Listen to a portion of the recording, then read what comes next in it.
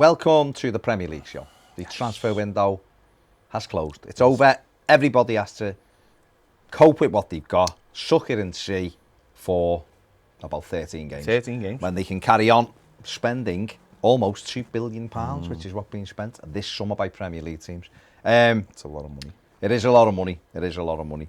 The lads over on 888 Sports, the playlist, have been discussing who had the best transfer window. Let's hear what they said. They didn't say that though. They said who'd won the transfer. I didn't want to say I know people feel dodgy saying that around me. They do. They feel it because That's why I just... But maybe I should have trademarked it. I should have TM'd gone full TM on it. I should have TM'd But you didn't, so let's see what the lad said.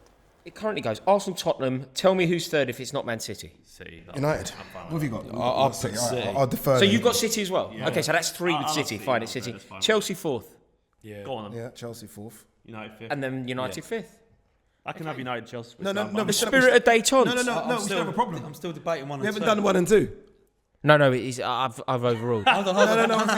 I'm the guest. Yeah, you can't just overrule. But you're making the guests don't make up rules. That's what They you're do, doing. because I'm the guest, so it's up to me. I'm sure that's not how being the guest works. I'm new here, and therefore it's my rules. Proving the first 11. Do you do that in people's houses? All the time, bro. Out of Arsenal and Spurs, who's improved their first 11 the most? Arsenal, it's non-negotiable. I can't understand why it's a debate. I can understand why it's a debate from Anthony because he can't even bring himself to write the word Arsenal. But I don't know what's going on with Addy. Blue. What was it? It did look like the fella out of blue. The lad out of blue. I don't know, but they did look like they were all about to rise.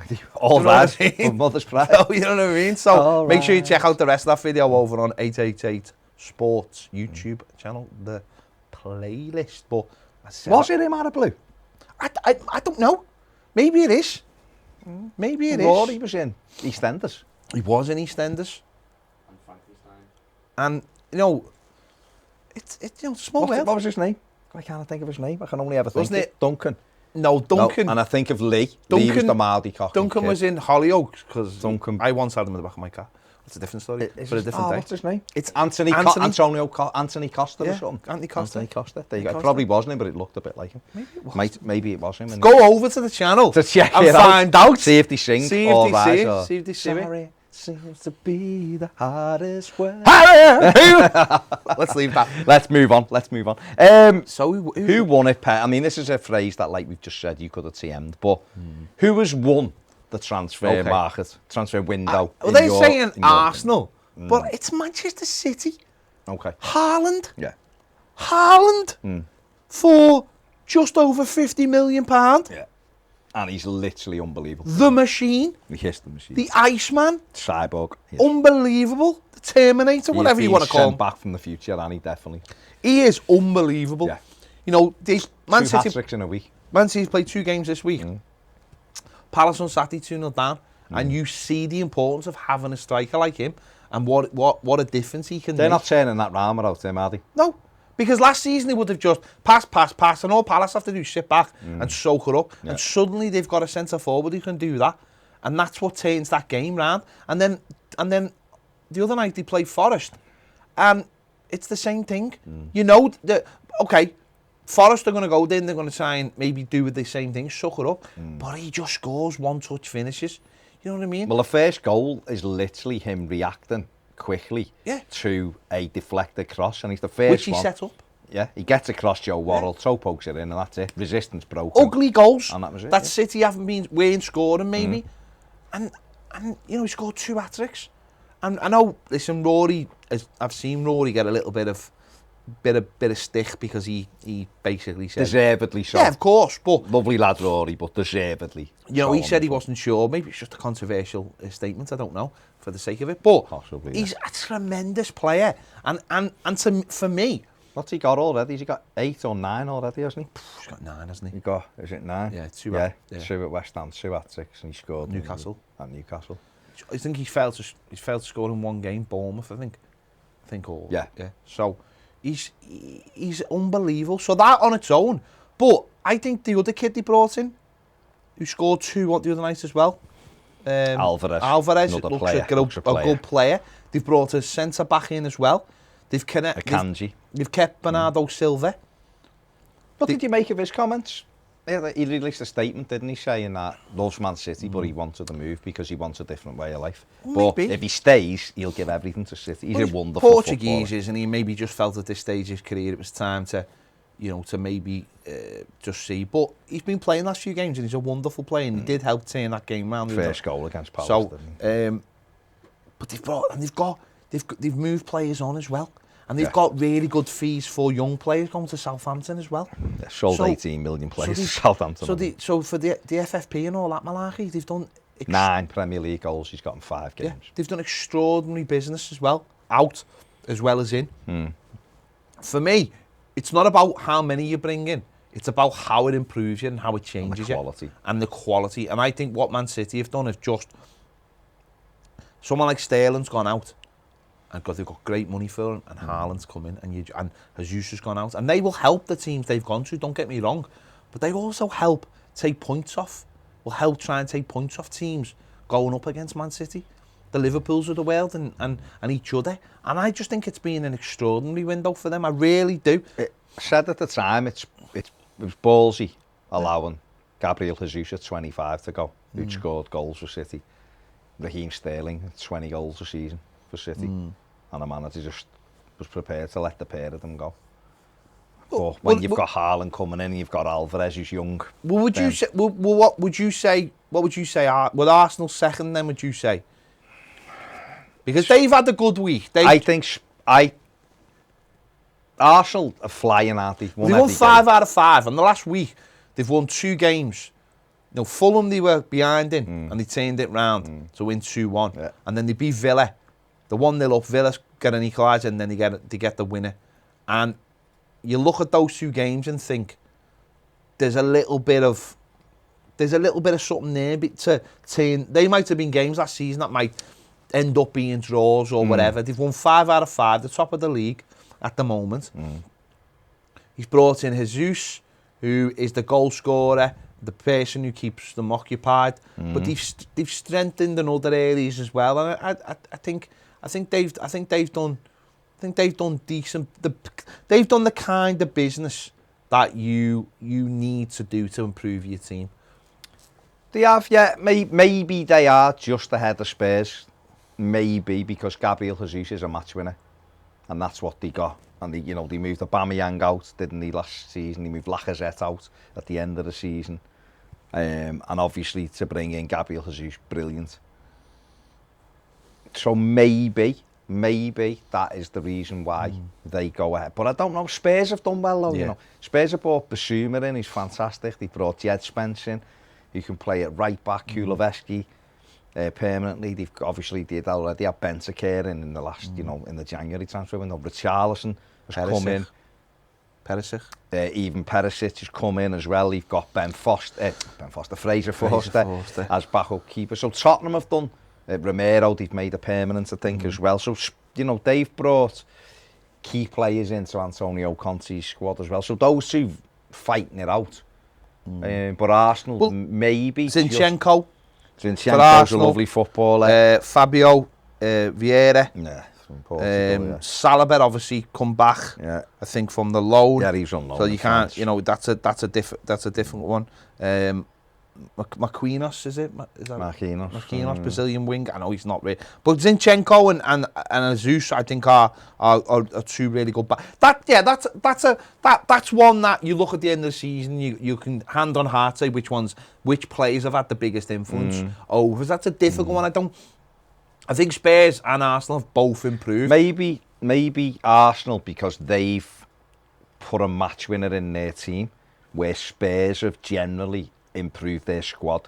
So like Richarlison is a sub and he's a really good. But can you define? Basuma. But can you define though how that makes you better? Because I can define how it makes Arsenal better. no, I know, but Arsenal puts the ball in there. Yeah, but Tottenham have already got one of them. Yeah, but what of they'll course. say is we needed another one to take the pressure off, and we needed to make our whole team better. So it's difficult to define whether one player. Arsenal could turn around and go, yeah, we got a goal scorer, and their fans who aren't, I don't think are particularly happy. I think Arsenal fans are Arsenal finished the window a player lighter than the end of the season. So therefore they'll go, well, okay, you cut the fat. that's great. But will that be enough to get us through the season? Whereas Tottenham, we're looking at going, well, we mightn't have signed anyone unbelievable, but our squad is so much more better and it's so much more prepared now for a challenge of getting into the top 4 and being in the Champions League. So that's, but what I would say is, or this is the question I'll ask you is,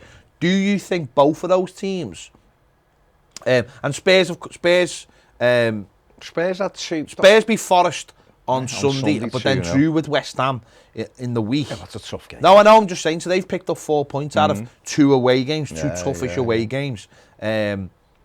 But do you think both of their businesses are better than Chelsea's? And ultimately, that's the team that both of those teams are trying to get above. You know, they've brought in Fofana late in the window. They've just brought in Aubameyang. Good signing. They've brought in Dennis Zakari, even though he Good failed the signing. medical apparently. They've brought him on loan. They've brought in Koulibaly, Raheem Sterling, Cucurella. You know, they've brought in some really talented players there, but they've brought some of them in. They've brought them in at different stages, and they've also missed out on a lot of targets. They've had a mixed week. You know, they got beat in the week by Southampton 2-1 after just about beating Leicester 2-1 at home, going down to 10 men with Conor Gallagher getting sent off as well. So that was a good win, though. No, that is a good win. I'm saying that's a good win. Down to 10 men. But then they've gone to 20 Leicester minutes. and they've won this. Gone to Southampton. Yeah, Southampton, sorry, after beating Leicester Terrible. and lost the second away game in a row. After leading. So that's that. You know, they've got the players in, but are already at a slight disadvantage, or is it, you know, bringing in a Aubameyang late in the window to be their centre forward? Have they rectified the problems? Is it still early enough that that's not an issue? Yeah, of course. Yeah, of course. Well, they're 8 points behind Arsenal, because Arsenal got a perfect record at the moment, but obviously things can change. A year ago, Arsenal were bottom of the league and were fantastic, so a year later they've changed that. They are 4 points behind Spurs, 33 games to play. Yeah. Obviously have to play both of them twice. No, So, they've already played Spurs. Sorry, they played Spurs, haven't they? Got to play Tottenham away, haven't they? And they've got Arsenal home and away. So, it's nothing has ever been decided in the first week in September, ever, in league football. But what I would say is Chelsea have brought a lot of names in, haven't they? When you look at it. That doesn't... 6 starters as well. I was saying, but the names aren't they? You know, Koulibaly, 30, 31, whatever he is, and you know, 31. You've got Aubameyang, 33.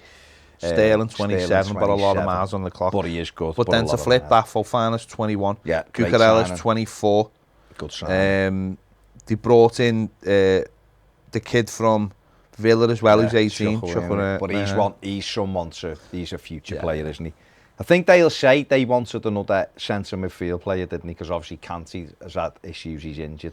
Yeah. They were down to a couple of centre midfield players in a week they weren't sure of. So I think when it all washes through and Chelsea have got those players fully integrated into their squad, the only thing I would say is they've got Aubameyang, so I don't think he'll score goals if you create him chances.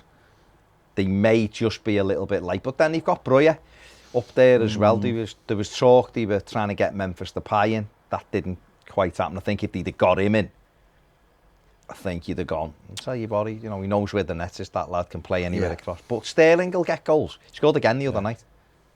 Raheem Sterling will score goals for Chelsea, probably 15 to 20, because of what he gets every season for City. So there is goals in it. Once they settle down, Fofana's a great, him and Koulibaly at the back, I think will do well for them. The other one just outside, obviously, is Manchester United, who've had a very strange window. You know, they've had a good week. 2 wins, Southampton 3 on the spin. Southampton away, 1-0, and then went to Leicester and got another 1-0. You know, 2 clean sheets. But they've put again a mixed sort of bag in terms of when they brought players in. They brought Christian Eriksen in quite early. And then they've had Sandro Martinez, Casemiro. Now they've brought Anthony in. They've got Cyril Malacia as well. Malacia, who's the left back. They've got Martin Dubravka, who's just come in on loan from Newcastle as the backup goalkeeper. So he obviously, since that since that Bournemouth game, Brentford game, sorry. He's got more of. I think that game was actually probably the best thing that ever happened to him, because it gave him the right to go. You, Ronaldo, sit down. You, whoever, sit down. You sit down. You sit down. It's my way now. And all the egos are out the door. Yeah, give him a bit of power. And he's brought in the players he wants. He's getting a tune out of the players he had, and it'll settle down for him. So they have, again, this will be one where you can't, I'm not going to sit here and go, oh, they've had an amazing window. The proof will be in the pudding for Manchester United over the long term, where they finish. But I think just the Casemiro one and the Antony one it's just made people go, oh, okay, that's interesting. And also the Martinez one, since he played against Liverpool, where he was brilliant in that game, by the way, and they've had a couple of clean sheets now in a row, I think people are going, oh, actually, that could turn out to be an amazing signing as well. So that's another one where they've brought in what they need. I still think they're a striker light United. Yeah. I still think they needed to bring in a centre forward. But they've got Rashford through the middle, haven't he? Doesn't score enough goals. No, but he scored against Liverpool, didn't he? He's got the talent. No, No, I know what you mean. What But I meant is he's got the tie like Marcus Rashford, but he doesn't score enough goals. He's not a centre forward. well, He's not a centre plays forward. off the left, doesn't he? But I don't know I think if you just left them to get on with it. I don't believe you when you say that. He's not a centre. I do like Rashford though. No, I like So him. they I got just don't think. Martial, who's another one. And he's the same. He's on the other another side. one. I just don't think the centre forwards. Ronaldo will score, but doesn't do anything else now. And I don't think he's going to play. He's going to be sub, isn't he? I think he'll play some games, of course. But Listen, Ten Hag's come in. They've backed them in terms of, I don't mean fully backed in the market, what I mean is they've backed them in terms of he's the one they went all in on. There was other options around. Everyone knew Pochettino was going to be available in the summer and all of that, but they went with Ten Hag, which is fair dues. So you've got to allow him to get on with it now and give him a bit of power. Well, the other one that we haven't really mentioned is Liverpool's. Obviously, they brought in Nunez, Carvalho from Fulham, Calvin Ramsey. They brought in Arthur Melo as well on loan on transfer deadline day. So it's an interesting one, that, because Arthur Melo's come in to help that midfield. He's a player who is just a complete possession sort of monster, isn't he? His stats for pass accuracy and all that are unbelievable. Do you know what I mean? I think he had a game once where he had 100% pass accuracy and all that kind of thing. He doesn't have any goals in him. He doesn't have many assists in him, but he's the ball. Keeps the ball. Everything goes through him. Yeah. So that's Nunez. Obviously, jury's still out. Started well, but then got the sending off. So again, I mean, listen, they've had a decent week, haven't they? They won 9-0, which isn't bad. Tremendous. Bournemouth, and then and also in that game, Salah doesn't even score or have an assist, which is mad. It's bizarre. And then they come from behind and beat Newcastle 2-1. Slight controversial in it. It was 3 extra minutes. So they've had a good week ahead of the Merseyside derby, but I think he'll be disappointed that they haven't got a little bit more in, maybe, or someone who is you want someone who's not on. I think they should have got a centre midfielder where it's like a top centre midfielder, which is the future of Liverpool, rather than bringing someone in. Jude Bellingham. Maybe, yeah, maybe. He's one who's been obviously very heavily linked. I think they wanted Tchouaméni, didn't he? And obviously they didn't get in. They were interested in him in January, I think. What was it, last summer? They looked at him, and obviously Bellingham's been mentioned quite a lot. So they are looking at that. Yeah. Liverpool's transfer business in general since Klopp's been there has been fantastic. This one is a little touch underwhelming. I was talking to the Red Men lads, and it was the little bit. But when you've had so much success in the transfer market, you just go, right, okay, they kind of know what they're doing. Calvin Ramsey's come in and think he'll be a good player. He's obviously had an injury. Yeah. They're hoping to get him back. But yeah, when you look at them, they are probably, that midfield is getting on. And I know Jamie Carragher has voiced his concerns over it. Gary Neville's mentioned it as well. And you look at them, they're aging, they've not really recycled it. So maybe Jurgen Klopp will look and go, we could have done with another one. And obviously losing Sadio Mane is a huge thing. I know people have tried to downplay and go, we got Darwin Núñez, who's young, and listen, Núñez might go on to be brilliant for Liverpool, but Mane was fantastic. He was the man who got important You'd goals. want a year crossover there, wouldn't you? Yeah. I think. Yeah. anyone else caught your eye outside of obviously the top 6? West Ham have done a lot of business, haven't they? They've brought in about 7 new players. They've brought in quite a lot, paid a lot of money, to be honest. Lucas Paqueta's is West Ham's pick of the bunch, really. Yeah. I'm not overly impressed with everything they've done, though. Some of them are a little bit. You wonder where what they're looking at. But Paqueta's a good sign, and Moyes he's got them strong anyway. The one that stands out, you just mentioned Forest with their 22, is it? 22 signings, which is berserk, I think. I think it could be a recipe. What about someone like disaster. Newcastle? Obviously, they've brought in Nick Pope, Matt Targett, Sven Botman. They brought in Andreas Isaac this week, who obviously scored on his debut and really And should have had a second one. And he's obviously their big money signing. Yeah. They've done all right, I think. They've done the kind of business where you look at it and go, after what they did in January, that's going to push you up a few places, isn't it? Especially in this league. I think when you look at Newcastle, there's obviously a lot of hype around them. Right? And that, to be fair, it's probably not coming from, it's coming from some of their fans, because some of them are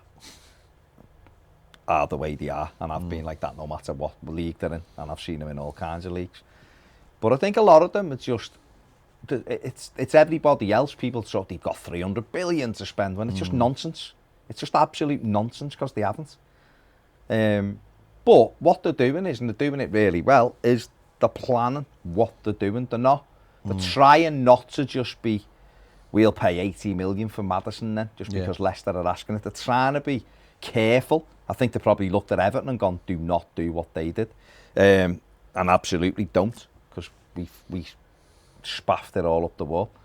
So you have to strategically plan what you're doing, and if you've got some money backing that up, then excellent. And you start by making them strong. What Eddie Howe, and he did surprise me, Eddie Howe, really how they've done it, is that because he wasn't like this at Bournemouth, and maybe it was some monetary stuff, or maybe just add less pressure to, so he could almost play with it a little bit, because there wasn't the same pressure. What he's done is he's just made them solid. And they're a very functional team now, and what they are is they're very functional. They've got Bruno Guimaraes in midfield, who's a good player. They've got the pace of St. Maxim, who's always a threat, whether he has little end product, but he did score a late goal at Wolves at the weekend and got them on point. And now having Isaac, who's got loads of potential. They've got a lad who can put the ball in the net. Botman comes in, makes them solid at the back. Target they've had there anyways, and did well for them, so they've got Trippier. So he's made them nice and solid. And they've got some people who can win games for them. Of course, they went to Wolves and got a 1-1 draw. A great last-minute goal from Maxim, and then they got beat at Anfield, as we said. So two tough games for them. But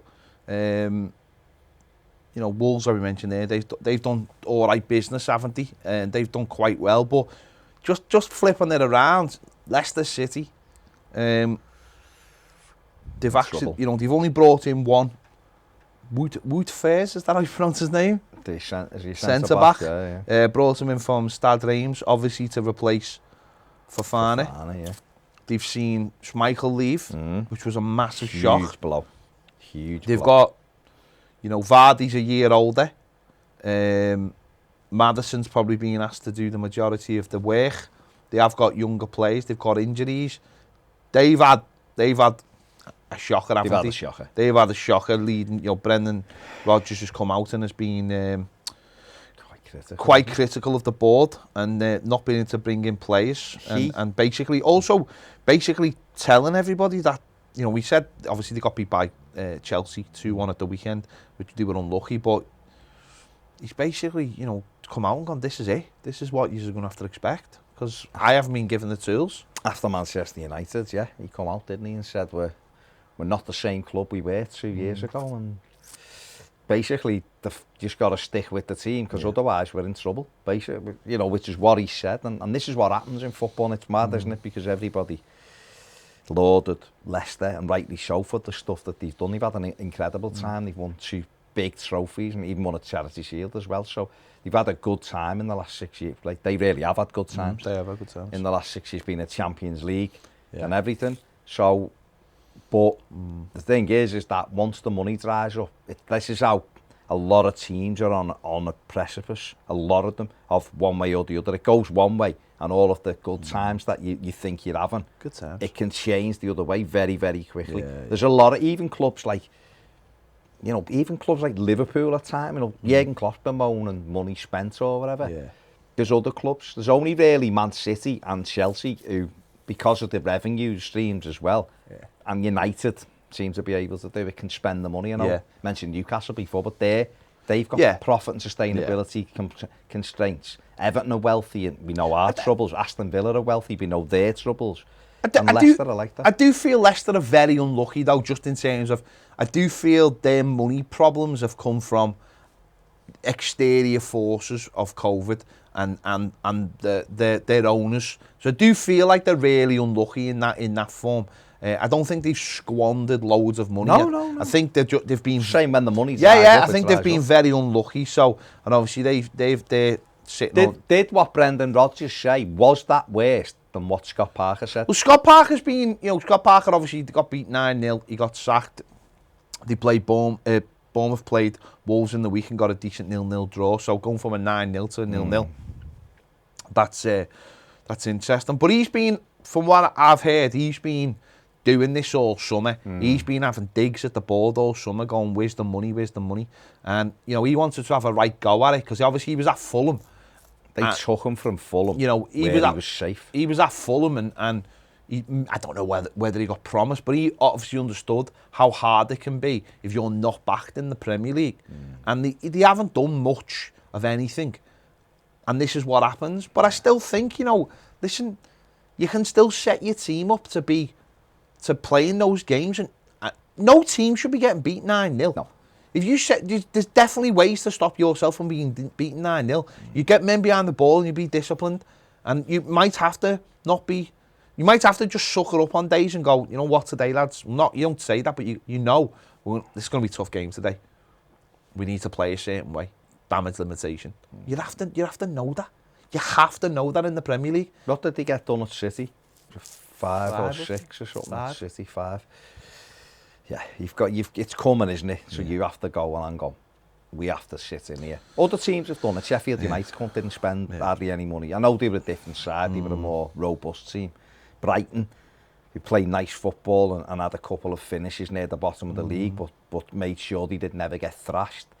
Well, Brighton, you just mentioned there, obviously they beat Leeds 1-0 at the weekend, didn't they? And then they got beat by Fulham, who on the flip side have probably done some decent business in the summer. Marco's still not happy. No, and that's right. He shouldn't be. He shouldn't be, because he's seen what happened in the second season at Everton when you don't get what you want. I think Fulham have had a great start, but they're having things are going their way as well. Yeah. I mean, the 2 goals the other night were very fortunate. I mean, Mitrovic did really well to score his goal, but if it hit someone and rolled across the 6-yard box where the keeper wasn't, and he tapped it in, and the second goal was Lewis Dunk sticking a foot out and putting it in his own net. But they've had a good start, and time will tell whether who they've brought in is enough. They brought Willian in, didn't they, and people like that. So it'll be interesting to see what happens there. And as we mentioned before, Forest have brought in like 21 players, and they've been beaten twice this week, obviously Spurs and Manchester City. So they're going to take time, a lot of time, to settle down, and he's going to have to be working them on the training ground to get something. And that we won't know with a team like that whether it'll ever settle down, or because it's going to take that might be a case of get to that break for the World Cup and get almost like that pre-season again. If you look at them, the players, and this doesn't actually matter, because if you get a team functioning, it doesn't make any difference. But you look at who they brought in, and you don't look and go, I'll tell you what, they've done some smart business there. You look and go, all right, but they spent 140 million, and you're thinking, but then they'll argue that they were a league lower with that and they had lots of loan players. They lost 6 players in the summer, didn't they? No, it's going to. Who were in the team? There was more. As I said, it's always too early at this stage. Yeah, you can't say. Listen, Forest could be brilliant, because it could all clear. You just never know, do you? But you look, and Aston Villa, another one who. I don't think Steven Gerrard's overly impressed with their window. No. They ended up with the donker on deadline day. But they they kept hold of Douglas Luiz, who's got 10 months left on a contract. I mean, just before we finish, Arsenal for £25 million for him, with 10 months left on a contract. Bizarre. Would you have accepted? 'Cause especially with the Donker. Yeah, they've got a couple in that position, isn't it? You know, yeah. I mean, listen, if they don't need the money, they don't need the money. Yeah, maybe true, maybe it's a show, just one of those things where it's like a show of force, and maybe if Gerrard has asked for them to keep him, then what can you do? You Can't don't want to do go anything, against your manager. So No. there you go. It's going to be interesting. Interesting, yeah. It is, like you say, it's too early, but the window was shut and everyone can just get on with now, just playing games of football. It's going to be busy now, right? I know there's an international break at the end of September, but in general, busy now up until the World Cup, isn't it? There's obviously Champions League football starts Starts next week, doesn't it? So there's going to be plenty of games, and we'll see what happens in this. So there you go. Make sure you get over to 888 Sport, check out the playlist over there, leave a comment, subscribe, put your comments on who you think has had the best transfer window. Absolutely. Hit subscribe here, give this video a like, and if you want to become a Toffee TV Premier member, the link is in the description. See you later.